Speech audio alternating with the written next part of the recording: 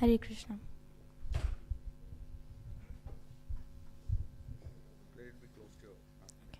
Hare Krishna.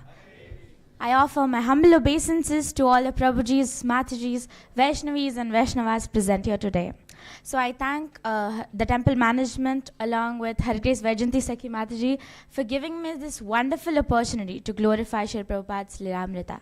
I am definitely not worthy of speaking on Prabhupada, but I will try my best to glorify Srila Prabhupada and bring some and give you something that would inspire and bring us more closer to Prabhupada's mercy. Hare Krishna. So as every Prabhupada's life chapter has teachings for each and every one of us, and it has a lot of significance, so let's just all take the blessings of Srila Prabhupada by reciting his pranam mantra.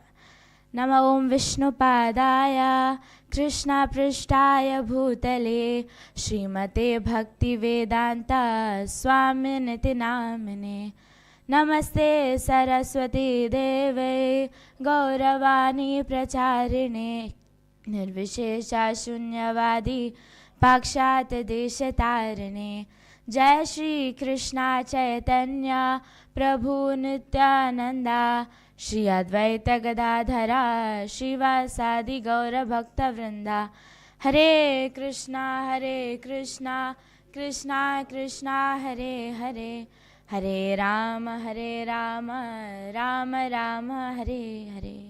Shri Prabhupada ki jai. So in chapter 9 of Srila Prabhupada's Lilamrta, it's titled as the resident of Vrindavan. So we encounter a very deep and spiritual significance in this chapter. So this chapter centers around the profound grief that Prabhupada faced after the passing of his beloved Guru Maharaj, Srila Bhakti Siddhanta Saraswati Thakur. This is not merely a personal lamentation, but definitely it reflects on how a true disciple is, how he is experiencing so much of separation from his spiritual master. So in this chapter, it illustrates the anguish and desolation Prabhupada actually felt at this very crucial moment. So one more thing that happened at this point was there was a decline of the Gaudiya Math. Prabhupada knew with how much of effort Srila Bhakti Siddhanta Saraswati Thakur had made this math. He had so much of determination, passion, but for now when we see, there were so many of internal arguments just because of not present physical absence of Srila Bhakti Siddhanta Saraswati Thakur. So there were more of internal arguments, and Prabhupada was very sad because of this, because he knew what efforts his Guru Maharaj had put for this. So when he sees that it is slowly shattering, this math was once known for the energy, for that immense energy they used to give and take from everybody. But now it felt like it was slowly shattering. But amid the sorrow, Prabhupada did not get distracted on what his actual mission was. He found more clarity on what he was actually supposed to do. He knew that what his Guru Maharaj has said him, that you should preach around at each corner of the globe and spread the teachings of Srila Chaitanya Mahaprabhu. And he definitely did that. And Prabhupada was ready to take any sort of responsibility for completing his mission, for completing the orders his Guru Maharaj has given to him. So after this brings us to the very close point where Vrindavan had a special place in Prabhupada's heart. Prabhupada visited Vrindavan once he was young with his father, and that place just mesmerized him. I mean, it's Vrindavan and it's Krishna's place. And Prabhupada says in one of his classes that the glories of Krishna nobody can understand. Similarly, the land known as Vrindavan also has unlimited potency. When you go to Vrindavan, you'll find the unlimited potency of spiritual atmosphere. Still today, if you go to Vrindavan, you will see so many saints and sages still. They're worshipping Krishna and the Vrindavan Dham. As Lord Krishna is worshipable, similarly his place, Vrindavan, is as good as Krishna. It is also worshipable. So we can understand by what Prabhupada says that how pure the land of Vrindavan is, that it is being in with Krishna, that he is also worshipable and Krishna is also worshipable. So his land where Krishna resided is also worshipable and as good as Krishna. So Prabhupada had encapsulated the Vrindavan Bhajana during this critical moment when he came to Vrindavan. He had so many of realizations. So let's just see, there are 4 parts of it. I'll just read out the translations. In the first part, Prabhupada says, I'm sitting alone in Vrindavan Dham. In this mood, I'm getting many realizations. I have my wife, sons, daughters, grandsons, everything, but I have no money, so they are fruitless glory.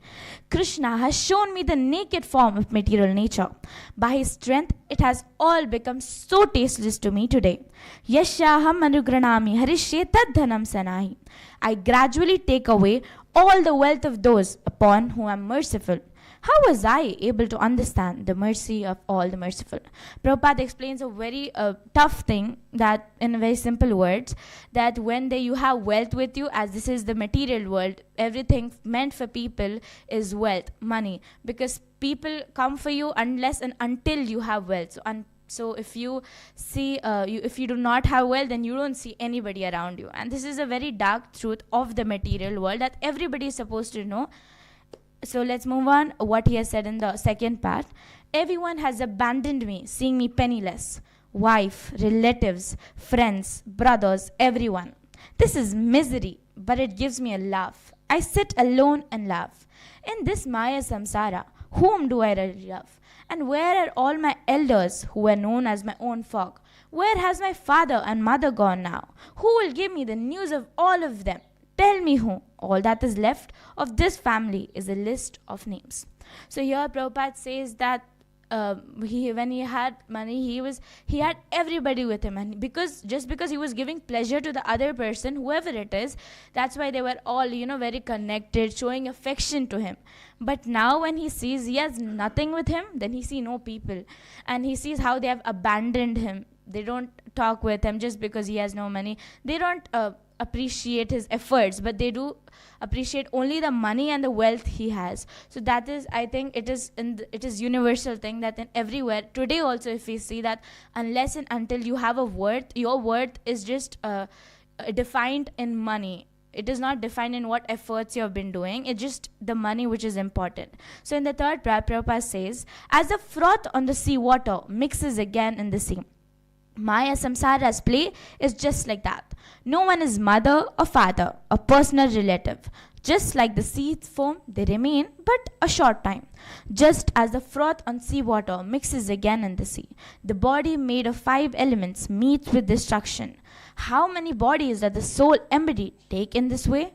His relatives are all related merely to the temporal body. So Prabhupada says in this that we have the body which is made of the 5 elements, the 5 tattvas.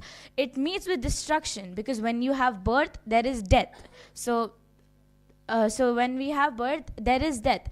Then Prabhupada says that there is always a connection, but not to the actual world, because we are not the body, we are the soul. So there is a connection, but not with the eternal soul, not with the soul. It's only with the temporal body that is made of 5 elements, and it meets with destruction, and after that it's all gone. So, and there's a question that this is a misconception that could be taken, that what Prabhupada means by no one is father or mother or personal relative. So does that mean that we shouldn't respect them? Does that mean we should just be very rude to them? So let's just see. We have the answers in the 4th part of the poem. So, but everyone is your relative, brother on the spiritual platform. This relationship is not tinged with the smell of Maya. The Supreme Lord is the soul of everyone. In relation to him, everyone in the universe is the same. All your relatives, brothers, billions of jivas, when seen in relation to Krishna, they are all in harmony. Forgetting Krishna, the jiva desires sense gratification, and as a result, he is firmly grasped by Maya. This tells us very clearly that the relation that does not have any connection towards Krishna, they are empty.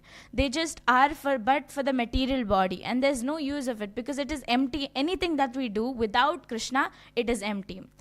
And Prabhupada says that without material distraction, we find spiritual clarity, understanding the true fulfillment from devotion to Krishna beyond the illusions of the material world.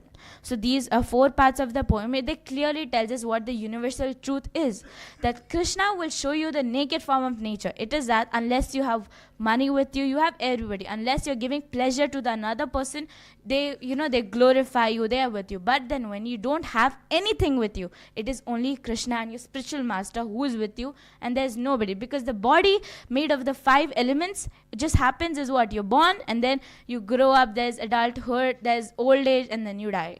So there's nothing. When we are born, we have nothing, and we die, we have nothing. So the only thing we need to earn from birth to death is the Krishna prema. That would be only taken by the mercy of our spiritual masters. Hare Krishna. Srila Prabhupada ki. So from this, I hope we all will be able to apply this in our lives, because it is very important. If we want to achieve back to Godhead and we do not want to take birth again in this material world, then we have to connect each and everything we do to Krishna. Shri Prabhupada ki. So I seek apologies if I had made any mistake or hurted anybody's feelings while I was giving this class. Very well, wonderful. So please chant one time Hare Krishna to thank Bhaktin Anantha Manjari. Anantha Manjari. Hare Krishna, Hare Krishna, Krishna Krishna, Hare Hare, Hare Rama, Rama. So wonderful class you have given, and you will be a very good preacher. Your mudra was very good. So there is message for you from Srila Prabhupada. Dear Anantha Manjari, if you have got some time, the best thing would be to chant Hare Krishna more and more, because our life is very short and we have to finish our Krishna consciousness in this life very quickly. Srila Prabhupada. Srila Prabhupada ki. So there is a gift also, the greatness of Nama Sankirtanam, a stories of Baraha, Nam Paduban and Andal. So there is gift, Prabhu. Okay. Oh, Mataji, you can come.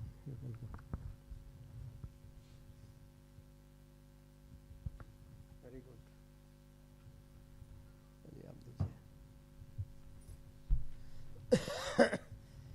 Hare Krishna, Hare Krishna, Krishna Krishna, Hare Hare, Hare Rama. No, already I read out. Rama, Hare. Srila Prabhupada ki. Yeah, mudra was very good. Yes. Thoda